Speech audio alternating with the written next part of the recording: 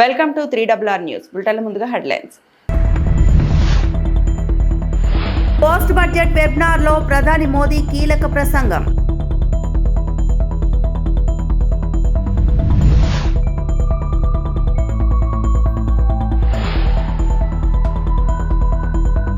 CM Chandrababu deputy CM Pawan Kalyan కీలక భేటీ.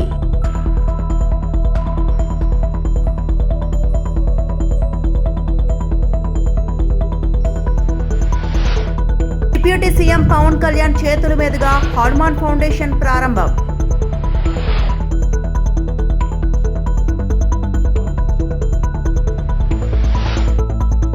మాజీ మంత్రి హరీష్ రావు చేతుల మీదుగా ఎంబీబీఎస్ విద్యార్థులకు సహాయం.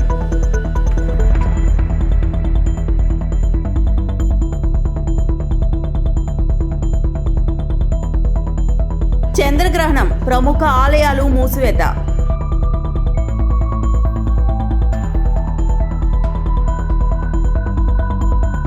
ప్రధానమంత్రి నరేంద్ర మోడీ మంగళవారం ఎంఎస్ఎంఈలు మరియు పరిశ్రమల నాయకులకు కీలక సూచనలు చేశారు. ఆర్థిక వృద్ధిని కొనసాగిస్తూ బలోపేతం చేయడం అనే అంశంపై నిర్వహించిన పోస్ట్ బడ్జెట్ వెబినార్ లో వీడియో కాన్ఫరెన్స్ ద్వారా ఆయన ప్రసంగించారు. భారత ఎగుమతి సామర్థ్యాన్ని పెంచేందుకు మరింత నిర్మించాలి, మరింత ఉత్పత్తి చేయాలి, మరింత అనుసంధానం చేయాలి అనే వ్యూహాన్ని అవలంబించాలని ప్రధాని పిలుపునిచ్చారు. ఇప్పుడు ఎక్కువగా ఎగుమతులు చేయాల్సిన అవసరం ఉందని పేర్కొన్నారు. దేశ ఆర్థిక వ్యవస్థకు తయారీ రంగం, లాజిస్టిక్స్ మరియు ఎంఎస్ఎంఈలు కీలక స్తంభాలుగా ఉన్నాయని తెలిపారు. ఈ రంగాలు పరస్పరం అనుసంధానమై ఉన్నాయని, బలమైన తయారీ రంగం కొత్త అవకాశాలను సృష్టిస్తుందని చెప్పారు. వెబినార్లో పాల్గొన్న పరిశ్రమల ప్రతినిధులు ఇచ్చే సూచనలు దేశ ఆర్థికాభివృద్ధికి ముఖ్య పాత్ర పోషిస్తాయని ప్రధాని మోదీ పేర్కొన్నారు. बहुत आत्मविश्वास के साथ निवेश करना होगा, नई टेक्नोलॉजी अपनानी होगी और रिसर्च में जो कंजूसी करते हैं ना, वो जमाना चला गया. अब हमें रिसर्च में बड़ा इन्वेस्टमेंट करना होगा और ग्लोबल स्टैंडर्ड्स के अनुरूप क्वालिटी भी सुनिश्चित करनी होगी.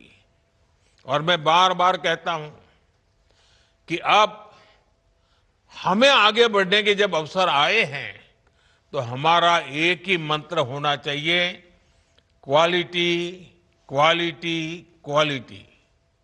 साथियों, भारत ने बहुत सारे देशों के साथ फ्री ट्रेड एग्रीमेंट किए हैं. हमारे लिए अवसरों का बहुत बड़ा द्वार खुला है. ऐसे में हमारी जिम्मेदारी है कि हम क्वालिटी पर कभी भी समझौता न करें. अगर किसी एक चीज पर सबसे ज्यादा ताकत, बुद्धि, शक्ति, समझ लगानी है तो हमें क्वालिटी पर बहुत ज्यादा जोर देना चाहिए. हमारे प्रोडक्ट्स की क्वालिटी, ग्लोबल स्टैंडर्ड इतना ही नहीं, उससे भी बेहतर हो. और इसके लिए हमें दूसरे देशों की जरूरतों को, वहां के लोगों की अपेक्षाओं को भी उसका अध्ययन करना पड़ेगा, रिसर्च करनी पड़ेगी, उसे समझना होगा. हमें दूसरे देशों के लोगों की पसंद और उनके कंफर्ट को स्टडी करना, ये सबसे बड़ी आवश्यकता है और रिसर्च करनी चाहिए. मान लीजिए कोई छोटा पुर्जा मांगता है. అమరావతిలో ముఖ్యమంత్రి నారా చంద్రబాబు నాయుడు మరియు ఉప ముఖ్యమంత్రి పవన్ కళ్యాణ్ భేటీ ముగిసింది. రాష్ట్రంలోని పలు అభివృద్ధి కార్యక్రమాలు, మౌలిక వసతుల ప్రాజెక్టులు మరియు సంక్షేమ పథకాల అమలుపై ఇరువురు చర్చించారు. ప్రాజెక్టులు వేగంగా పూర్తి చేసి ప్రజలకు మెరుగైన సేవలు అందించాలని అధికారులకు సూచించినట్లు సమాచారం.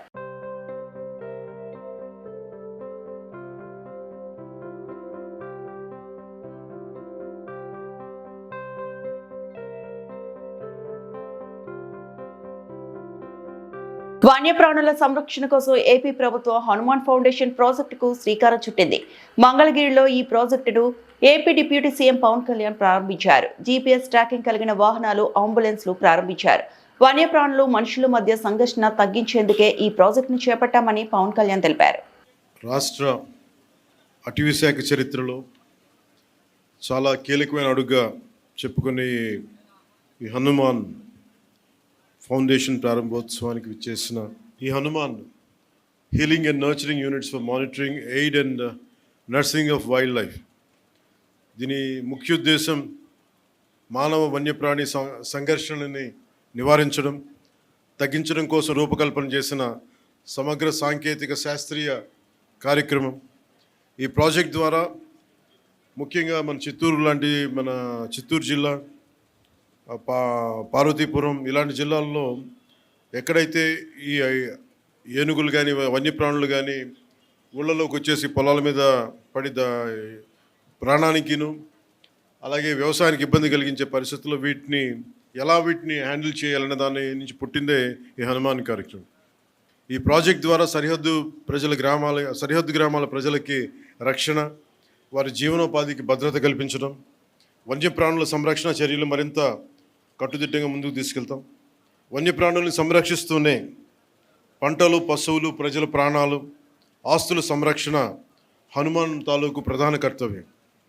ఏదైనా సంఘర్షణ చోటు చేసుకున్నప్పుడు వెంటనే స్పందించడం, వారికి కావాల్సిన ఉపశమన చర్యలు, పరిహారం చెల్లింపు వ్యవస్థల్ని హనుమాన్ ఫౌండేషన్ నిర్వహిస్తుంది. అలాగే పంచాయతీరాజ్, వ్యవసాయ, ఉద్యాన, రెవెన్యూ, పోలీస్ శాఖలతో పాటు ఇతర శాఖలతో సమన్వయం చేసుకుంటూ అటవీ శాఖ హనుమాన్ని ముందుకు తీసుకెళ్తాం. ఈరోజు ఈ హనుమాన్ ప్రాజెక్ట్ కోసం మొట్టమొదటిసారి రాష్ట్రంలో పూర్తి సాంకేతికతతో కూడిన అంటే GPS ట్రాకింగ్ ఇలాంటి సాంకేతికతతో కూడిన 100 వాహనాలని ప్రారంభించాం. దాంట్లో 93 rapid response and rescue team vehicles, 7 wildlife ambulances ఉన్నాయి. వీటికి అనుసంధానంగా విశాఖపట్నం, రాజమహేంద్రవరం, తిరుపతి, బైరిట్లలో 4 wildlife rescue and treatment సెంటర్స్ని ఏర్పాటు చేస్తూ ఉన్నాం. 19 ర్యాపిడ్ రెస్పాన్స్ టీమ్స్ సిద్ధంగా ఉన్నాయి. ప్రతి వాహనంలో అటవీ రేంజ్ ఆఫీసర్, జంతు వైద్య సిబ్బంది, ట్రైబల్ హెల్పర్స్, గిరిజన సహాయకులు, para veterinarians, trained and community based veterinarians, community based animal వర్కర్స్తో కూడిన పూర్తి స్థాయి వ్యవస్థ ఉంటుంది. గ్రామ స్థాయిలో వన్యజీవి రక్షక్ అని అటవీ శాఖ ఆధ్వర్యంలో తయారు చేస్తూ ఉన్నాం. వీరికి రెస్క్యూ కిట్లు అందిస్తూ ఉన్నాం. గ్రామ స్థాయిలో పాములు మరియు ఇతర జంతువుల నుండి ఎదురయ్యే సమస్యల్ని గ్రామ స్థాయిలోనే పరిష్కరించే విధంగా వారికి చంద్రగ్రహణం కారణంగా 10 గంటల పాటు శ్రీవారి ఆలయాన్ని మూసివేశారు. టీటీడీ నేటి సాయంత్రం 3:32 నుంచి 6:47 వరకు చంద్రగ్రహణం గడియలు ఉండడంతో నేటి ఉదయం 9 గంటలకు శ్రీవారి ఆలయాన్ని మూసివేశారు. టీటీడీ అధికారులు తిరిగి నేటి సాయంత్రం 7:30 సమయంలో ఆలయాన్ని తెరిచి పుణ్యవాహచానం ఆలయ శుద్ధి నిర్వహించిన అనంతరం మూలమూర్తులకు ప్రత్యేక కైంకర్యాలను నిర్వహించి నివేదనలు సమర్పించిన అనంతరం రాత్రి 8:30 నుంచి టీటీడీ భక్తులను దర్శనానికి అనుమతించనున్నారు. నేటి సాయంత్రం ఏర్పడనున్న చంద్రగ్రహణం నేపథ్యంలో నేటి ఉదయం 8 గంటలకే శ్రీవారి దర్శనాన్ని టీటీడీ నిలిపివేసింది. నేటి వేకువజామున 3 గంటలకు శ్రీవారి ఆలయ ద్వారాలను తెరిచిన అనంతరం అర్చకులు శ్రీవారి మూలమూర్తికి సుప్రభాత సేవ, అర్చన, తోమాల సేవలు నిర్వహించి అనంతరం స్వామివారికి నివేదనలు సమర్పించారు.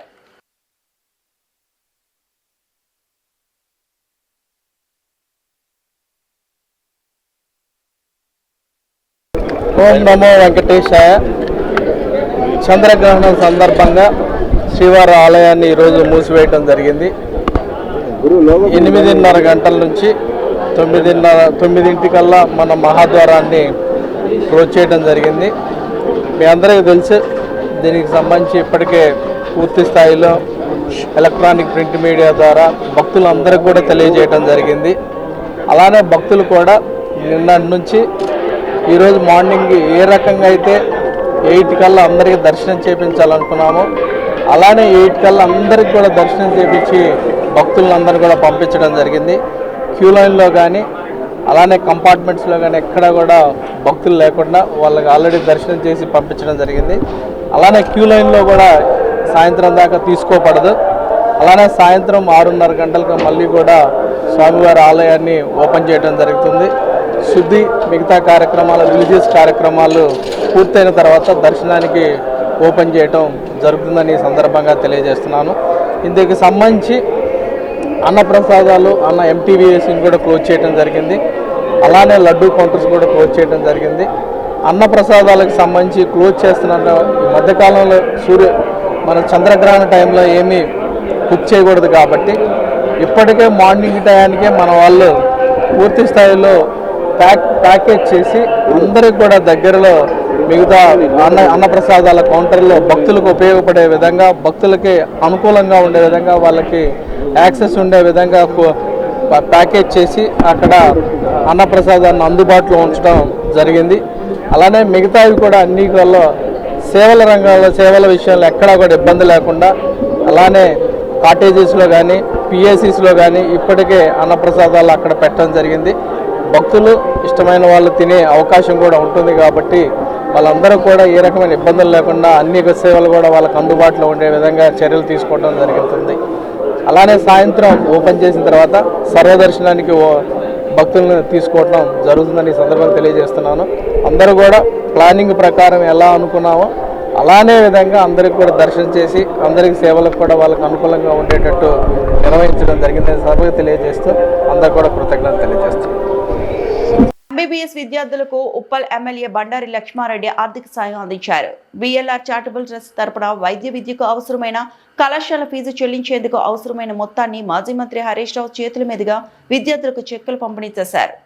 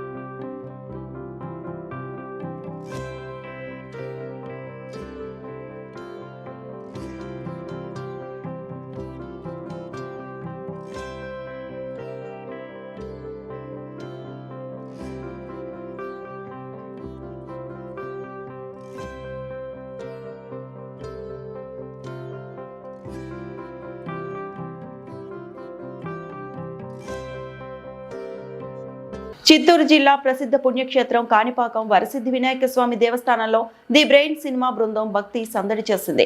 స్వయంభూ శ్రీ వరసిద్ధి వినాయక స్వామిని దర్శించుకున్న చిత్ర యూనిట్ కు ఆలయ అధికారులు ప్రత్యేక దర్శన ఏర్పాట్లు చేసి ఆశీర్వచనాలతో పాటు తీర్థ ప్రసాదాలు అందించారు.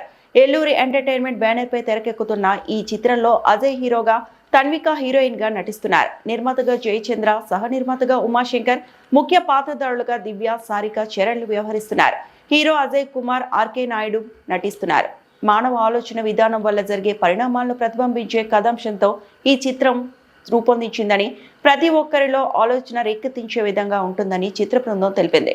షూటింగ్ పూర్తయిందని, మే 2026లో చిత్రం విడుదలయ్యే అవకాశం ఉందని వెల్లడించారు. స్వామివారి ఆశీస్సులతో సినిమా విజయవంతం కావాలని కోరుకుంటున్నట్లు తెలిపారు.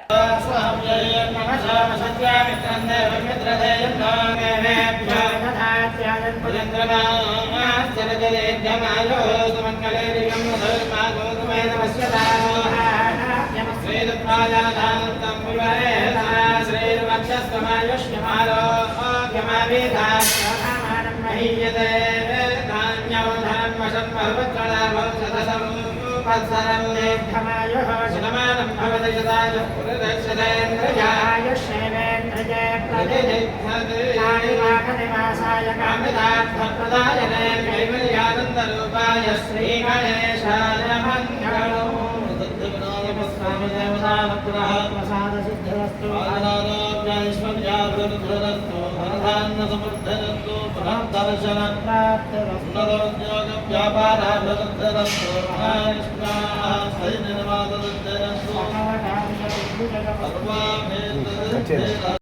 నాకు నా ఫేవరెట్ హీరో అండ్ క్రష్ అంటే మహేష్ బాబు. సో నాకు ఒక ఆశ లైక్ విష్ ఉంది మహేష్ బాబుతోనూ లైక్ హీరోని ఎలాగా చేయాలి. సో చూద్దాం, టెంపుల్కి వచ్చేసాను, అది కూడా విష్ అడిగాను. తెలుగు అమ్మాయి, ఎందుకంటే Telugu my favourite language. Kannada అమ్మాయి, బట్ తెలుగు అంటే నాకు చాలా ఇష్టం. అందుకే చాలా లైక్ పర్ఫెక్ట్గా మాట్లాడుతున్నా, నేర్చుకుంటున్నాను. ఇలాగే నాకు సపోర్ట్ చేయాలి మీడియాలో అండ్ పీపుల్ అన్నీ కూడా నాకు సపోర్ట్ చేయాలి. ఎందుకంటే మీరు అన్నీ సపోర్ట్ చేసి నాకు అది ఒక ముందు రావడానికి హెల్ప్ అవుతుంది. ఇలాగే సపోర్ట్ చేయాలి. ఈరోజు కాణిపాక వరసిద్ధి వినాయక స్వామి టెంపుల్కి వచ్చాం. దర్శనం చాలా బాగా జరిగింది. సో భక్తులందరూ కూడా ఇక్కడికి వచ్చారంటే అతి త్వరగా దర్శనం కూడా జరుగుతుంది. ఆన్లైన్లో దర్శనం కూడా ఉన్నాయి. సో ప్రతి ఒక్కరూ ఆ దర్శనాన్ని తీసుకొని ఆ భగవంతుని సేవకి ప్రతి ఒక్కరూ కృపణ పాత్రలు కావాలని చెప్పి మనస్ఫూర్తిగా కోరుకుంటున్నాను. ఆ కాణిపాక వరసిద్ధి స్వామి బ్లెస్సింగ్స్ ప్రతి ఒక్కరికి ఉండాలని మనస్ఫూర్తిగా కోరుకుంటున్నాను. థ్యాంక్ యూ సో మచ్ అండి.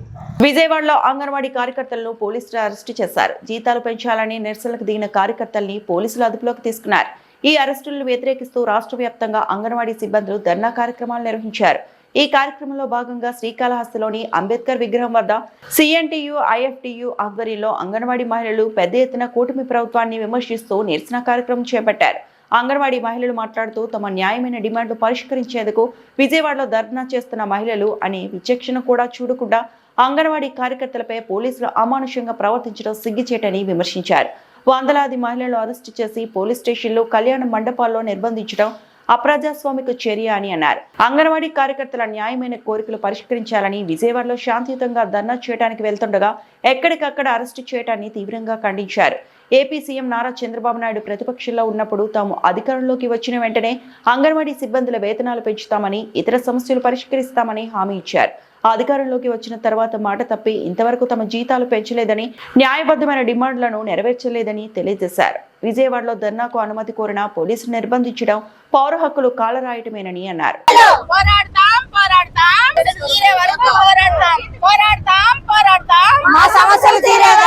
Ward workers and helpers union CI2 అనుబంధం.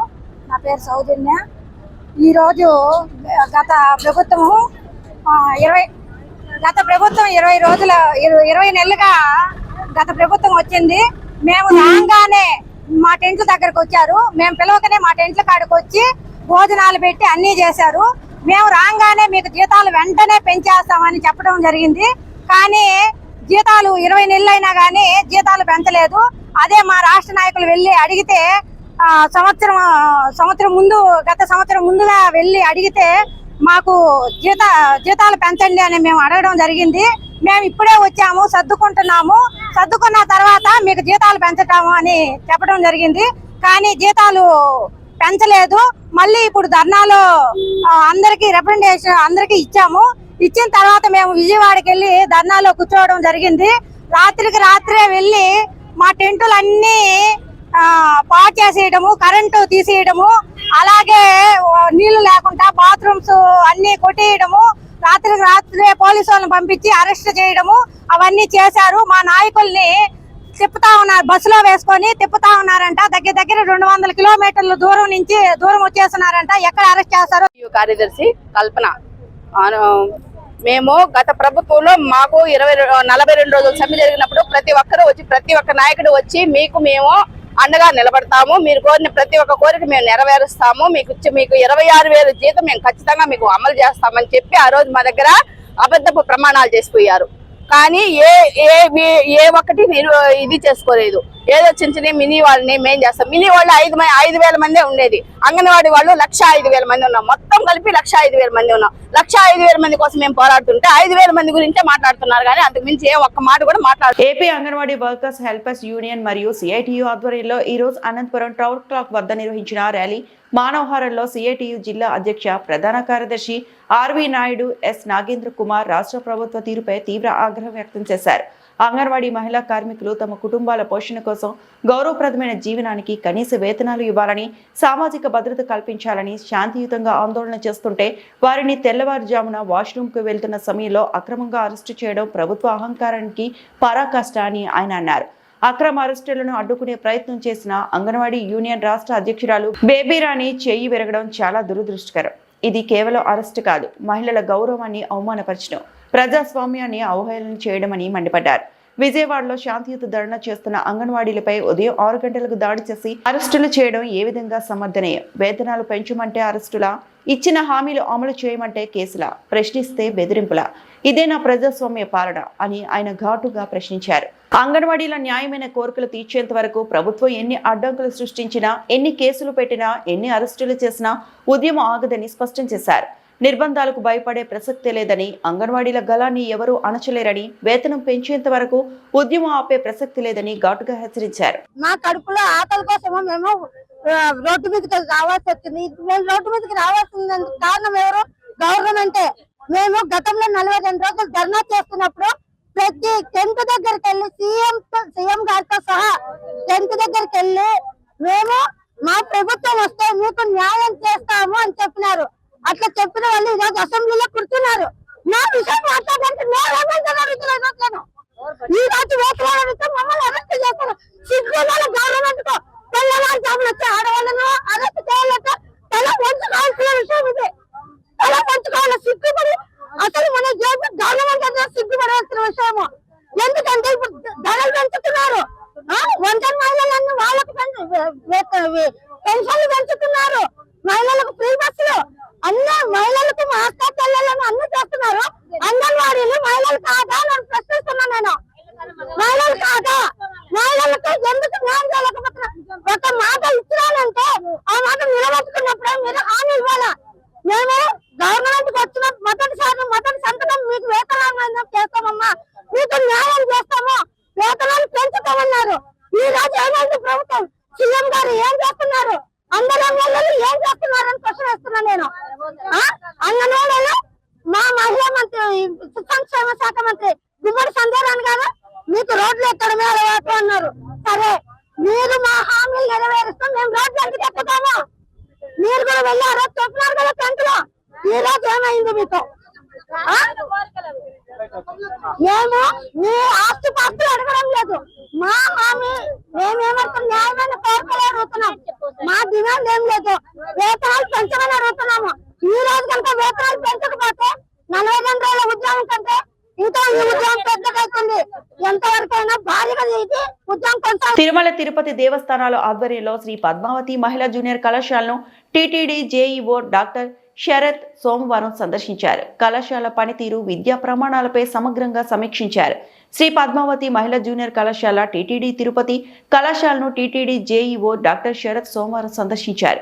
ఈ సందర్భంగా ప్రిన్సిపల్ డాక్టర్ భువనేశ్వరి కళాశాలలో నిర్వహిస్తున్న వివిధ విద్యా కార్యక్రమాలను జేఈఓకు వివరించారు.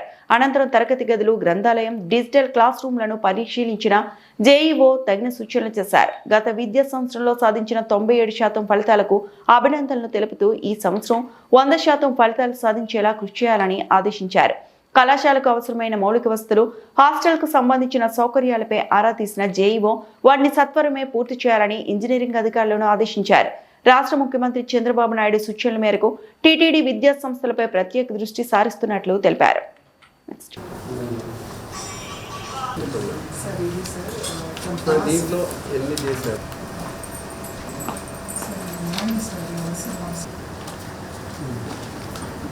దీనికి సూపర్వైజ్ స్టడీ అవర్స్ కదా, ఈ మార్నింగ్ ఉండదా hostel?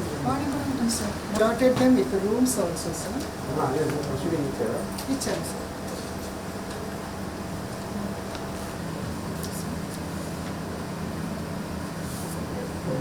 Teacher versus students, sir.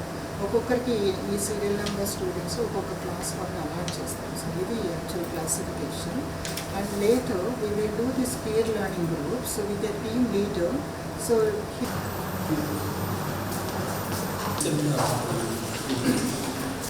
ఇక్కడ 400 members సార్. ఇది సెమినారా? అవును సార్, ఈ సబ్జెక్ట్ క్లోజ్ చేస్తాం ఇప్పుడు బోర్డులో అప్రూవ్ ఇది సెమినార్ హాల్ ఇంటర్ కాలేజ్ని ఈరోజు సందర్శన చేయడం జరిగింది. ఇక్కడ ఆల్మోస్ట్ 2000 మెంబర్స్ 2000 స్టూడెంట్స్ ఇక్కడ చదువుకుంటూ ఉన్నారు. ఇక్కడ ఏమి ఇష్యూస్ ఉన్నాయని చూడటం జరిగింది. బట్ చాలా బాగా 97% రిజల్ట్స్ వస్తూ ఉన్నాయి. ముఖ్యంగా నాణ్యమైన విద్య అందించడానికి కృషిలో భాగంగా ఈసారి 100% రిజల్ట్స్ రావాలి అండ్ బెస్ట్ పర్ఫార్మర్స్ ఉండాలి. అండ్ అదేవిధంగా వాటికి కెరియర్ గైడెన్స్ కూడా నోట్స్ తయారు చేయమని చెప్పాం. కెరియర్ గైడెన్స్ మీద కూడా ఫోకస్ చేయాలి. ఇటు ఇక్కడ 5 కోర్సెస్ ఉన్నాయి, BiPC, MPC, CEC, HEC, MEC. ఈ 5 కోర్సెస్ నుంచి వాళ్ళకి కెరియర్ గైడెన్స్ ఏ విధంగా ఏ రూట్లో వెళ్తే ఏది తీసుకోవచ్చు, ఏమేమి ఆప్షన్స్ ఉన్నాయి అనేది ఇంటిగ్రేటెడ్గా కెరియర్ గైడెన్స్లో బ్రోచర్ కూడా తయారు చేసి ఎప్పటికప్పుడు పిల్లలకి ఓరియంటేషన్ ఇవ్వాలని చెప్పాం. అదేవిధంగా మరి పిల్లలకి క్వాలిటీ నాణ్యమైన విద్య కోసం స్టూడెంట్స్ని గ్రూప్ చేసుకోవటం, best performer and average performer and least performer వాళ్ళ పీర్ గ్రూప్ తయారు చేసి వాళ్ళ దాంట్లోనే స్టడీస్ ఆర్గనైజ్ చేయటం, ఈచ్ గ్రూప్ని మళ్ళీ అడాప్షన్గా టీచర్స్ని ఈ గ్రూప్ని ఇక్కడ పనిచేసే లెక్చరర్స్ కానీ అడాప్షన్ చేసుకోవటం, దత్తత తీసుకోవటం, దెన్ వారికి ఈ గ్రూప్ అంతా ఏ విధంగా చదువుతున్నారు, ఏ విధంగా పర్ఫార్మెన్స్ ఉంది అనేది అసెస్ చేసి మళ్ళీ సబ్జెక్ట్ టీచర్స్కి చెప్పటం. అదే కాకుండా స్పెషల్ స్టడీ అవర్స్ మార్నింగ్ కానీ ఈవినింగ్ కానీ special study hours, supervisory study hours, special classes run చేయటం. ఆ విధంగా చేయటం వలన మరి ఖచ్చితంగా ఈసారి రిజల్ట్స్ ఇంప్రూవ్మెంట్ చేయాలి అనుకున్నాం. 100% రిజల్ట్స్ రావాలి. అండ్ ప్రతి సబ్జెక్ట్ టీచర్ కూడా, సబ్జెక్ట్ లెక్చరర్ కూడా వాళ్ళ కమిట్మెంట్ తోటి వాళ్ళ క్లాస్లో వాళ్ళ సబ్జెక్ట్లో అసెస్ చేసుకుంటూ పరీక్ష రాసిన తర్వాత వాళ్ళ సబ్జెక్ట్లో పర్ఫార్మెన్స్ ఏ విధంగా చూసుకుంటూ డల్ స్టూడెంట్స్ కానీ యావరేజ్ స్టూడెంట్స్ కానీ సపరేట్ స్టడీ మెటీరియల్ తయారు చేసి వాళ్ళకి స్పెషల్ క్లాసెస్ తయారు చేసి పరీక్షలకు సమాయత్తం చేయాలని చెప్పడం జరిగింది. హైదరాబాద్ జిల్లా జూబ్లీహిల్స్ నియోజకవర్గం బోరబండలో ఘనంగా అమరవీరుల సంస్మరణ దినోత్సవం. ఈ కార్యక్రమానికి ముఖ్య అతిథిగా హాజరైన ఎంఆర్పీఎస్ యువసేన అధ్యక్షులు మంచాల యాదగిరి, హైదరాబాద్ అధ్యక్షులు భీం మాదిగ శంకరన్న, బాచుపల్లి యాదగిరి, మేడ్చల్ జిల్లా అధ్యక్షులు కోహిల్ రాజర్, పత్తిగౌడ్, శ్రీను, మల్లేష్ పాల్గొని అమరవీరులకు ఘనంగా నివాళులర్పించారు. మాదిగ అమరవీరులను ఇలా తలుచుకుంటూ అలా ఆత్మ పవిత్ర శాంతి కలగాలని అలా ఆత్మకు ఈరోజు మన బోరబండ చౌరస్తాలో, హైదరాబాద్ జిల్లా బోరబండ చౌరస్తాలో ఘనంగా నివాళులు అర్పించడం జరిగింది. అలాంటి మాదిగల ఎంతోమంది మాదిగలకే కాకుండా ఈ సమాజంలో బడుగు బలహీన వర్గాలకు సేవ చేసినటువంటి మన మాదిగ మృతవీరులకు మనము నివాళులు అర్పించడం జరిగింది.